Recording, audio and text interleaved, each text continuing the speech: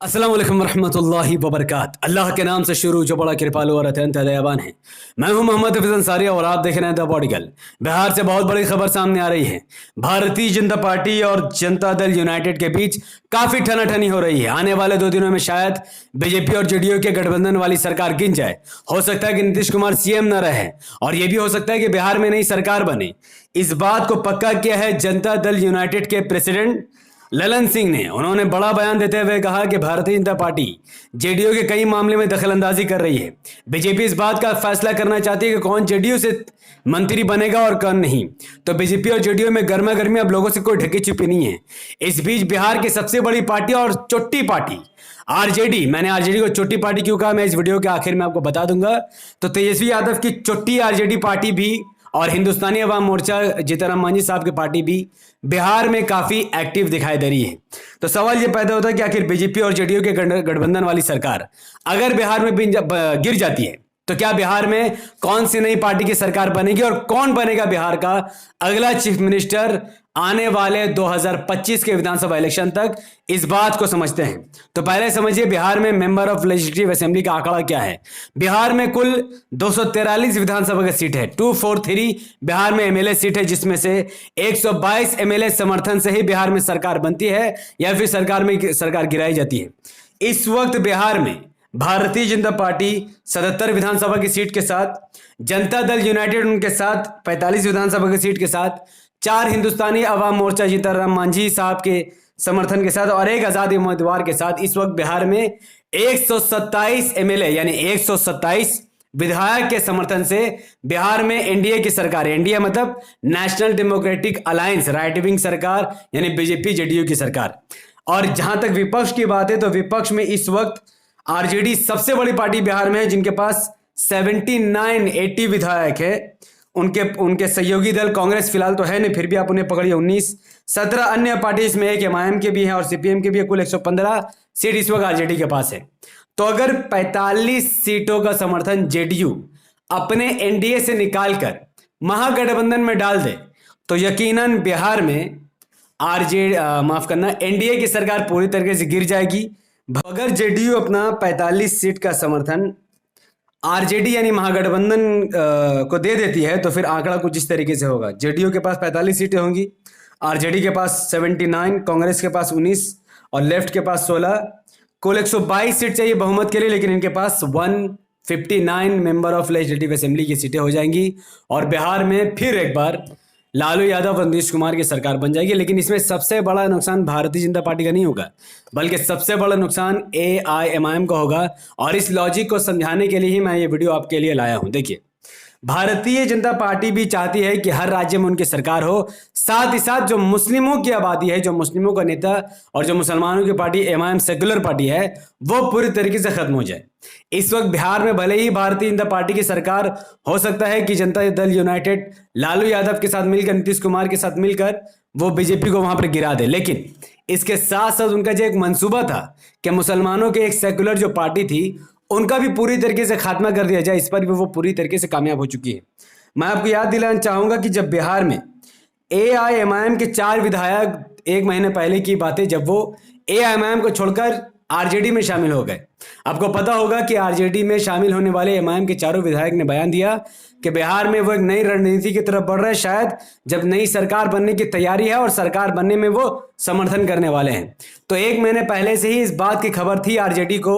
नीतीश कुमार ने शायद तेजस्वी यादव को बताया होगा कि वो ऐसा कुछ एक्शन लेने वाले हैं और यहां से नीतीश कुमार आरजेडी अगर एक साथ मिलकर सरकार बनाते तो बिना एमआईएम के समर्थन की सरकार बनने वाली थी नहीं। तो पहले एआईएमआईएम को नीतीश कुमार और आरजेडी ने मिलकर तोड़ा।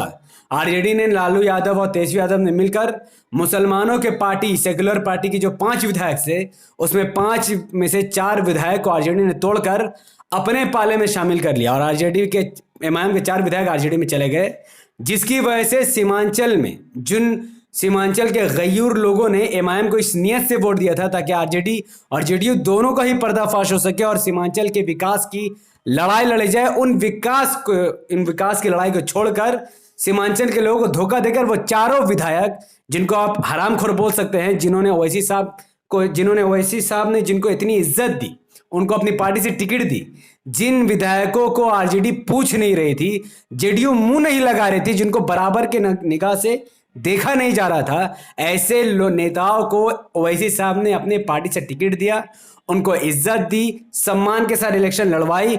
ओवैसी साहब ने अपना चेहरा दिखा दिखा कर उनको वोट दिलवाया, और जब इनको इज्जत और सम्मान मिला तो ये लोगों के काम करने की जगह आरजेडी के काम के लिए चले गए। तो ये पहले से ही फिक्स था कि जेडीयू किसी भी तरीके से बीजेपी के साथ छोड़ने वाली है, और नीतीश कुमार और लालू यादव एक बार फिर गठबंधन में सरकार बनाने वाली है।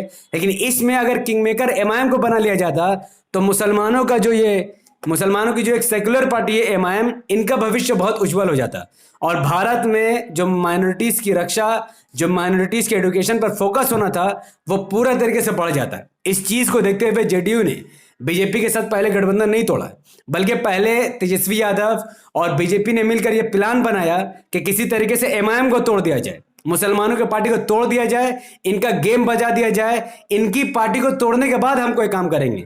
आखिरकार 1 महीने पहले एमआईएम के 4 विधायक को तोड़ दिया गया, उनको एमआईएम से हटाकर आरजेडी में शामिल करवाया गया। अब नीतीश कुमार शायद बीजेपी से गठबंधन तोड़कर आरजेडी से गठबंधन कर लेंगे, और उसके बाद वो अपनी सरकार बनाने की तैयारी कर लेंगे। तो जाहिर है कि मुसलमानों को मूर्ख बनाना कोई इनसे सीखे कि किस तरीके से ये मुसलमानों का वोट लेने के लिए झूठी इफ्तार पार्टी का इंतजाम करते हैं। बड़े बड़े नेता इफ्तार के लिए आते हैं, लेकिन इनमें से कोई भी व्यक्ति, कोई भी नेता सीमांचल के लिए कभी आवाज नहीं उठाना चाहता, ना मुसलमानों को स्कूल, कॉलेज, हॉस्पिटल देने की बात करना चाहता है, ना मुसलमानों को आरक्षण देने की बात करना चाहता है, बल्कि हर इलेक्शन में, और इलेक्शन ना भी हो तो अफ्तार पार्टी करवा कर, चाहे वो तेजस्वी यादव हो या फिर चाहे वो दूसरे पार्टियों के नेता हो या जेडीयू के नेता हो, ये सब एक मंच पर मुसलमानों को गुमराह करते हैं, टोपी पहनकर, उनका लिबास पहनकर, और फिर उनका वोट लेकर चलते बनते हैं, पर सीमांचल की कभी आवाज नहीं उठाते हैं। और वो ओवैसी साहब जो सीमांचल की लड़ाई लड़ रहे थे, आपको पता होना चाहिए कि वही हैदराबादी सांसद ओवैसी साहब जिन्होंने धारा 371 में संशोधन कर सीमांचल विकास काउंसिल का गठन के लिए एक बिल पेश किया है पार्लियामेंट में। और आपको पता होगा कि वही किशनगंज में जो जावेद अहमद सांसद है आरजेडी की तरफ से, उन्होंने एक बिल पेश किया जिसमें उन्होंने कहा कि कुत्तों और बिल्लियों पर जुल्म करने वालों को ज्यादा जुर्माना या जेल भेज देना चाहिए। तो जावेद साहब को जानवरों की जिंदगी की पड़ी है, जबकि ओवैसी साहब को सीमांचल के बच्चों के मुस्तकबिल की पड़ी है। तो आपको यह समझना चाहिए कि आप किसके साथ हैं, आरजेडी के वो सांसद जो कुत्ते बिल्ली के हुकूक की बात कर रहे हैं, या फिर एमआईएम के वो सांसद जो सीमांचल के मुस्तकबिल की बात कर रहे हैं, वहां के माइनॉरिटीज के भविष्य के उज्जवल करने की बात कर रहे हैं। इस बात का फैसला आप खुद अपने तरीके से कर सकते हैं। आप सब समझदार हैं, मुझे इससे ज्यादा समझाने की कोई आवश्यकता या फिर जरूरत नहीं है। तो अगर जेडीयू अपना 45 सीट का समर्थन आरजेडी को देती है तो फिर कुल 159 सीट के साथ समर्थन से, देखिए ये हो सकता है कि कांग्रेस समर्थन ना भी दे तो भी जेडीयू और आरजेडी मिलकर बहुमत से सरकार बना सकती है। इसमें कोई फेरोबदल रद्दोबदल नहीं होगा। अगर सोनिया गांधी साथ नहीं भी देंगी तो भी जेडीयू आरजेडी अपने दम पर सरकार बना सकती है। तो अब ये 2 दिन बाद ही पता चलेगा कि इस नए गठबंधन के चीफ मिनिस्टर कौन होंगे, तेजस्वी यादव या लालू यादव या फिर नीतीश कुमार। किसकी सरकार बनेगी, क्या ये बीजेपी होने देंगे, क्या मोदी और शाह इसी तरीके से खामोश बैठे रहेंगे? ये खबर आपको 2 दिन बाद इंशाल्लाह मिलेगी। जैसे ही मजीद आगे अपडेट आएगा वैसे इंशाल्लाह मैं वीडियो बनाकर आप सबके सामने रख दूंगा। मैं एक बार फिर कह दूं, चाहे सरकार तेजस्वी की बने या जेडीयू की या बीजेपी की, मुझे फर्क नहीं पड़ता।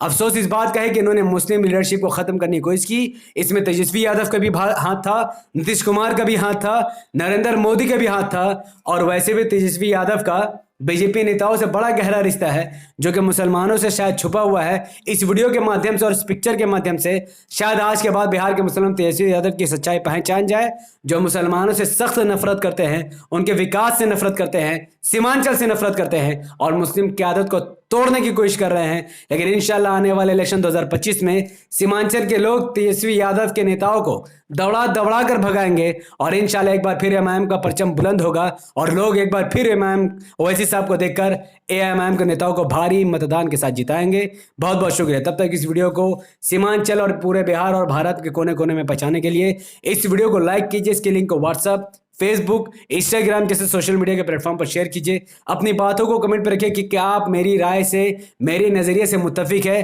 क्या आप एमआईएम के समर्थन में हैं या फिर सीमांचल में कुत्तों को इंसाफ दिलाने वाले आरजेडी के विधायकों का और सांसदों के समर्थन में हैं।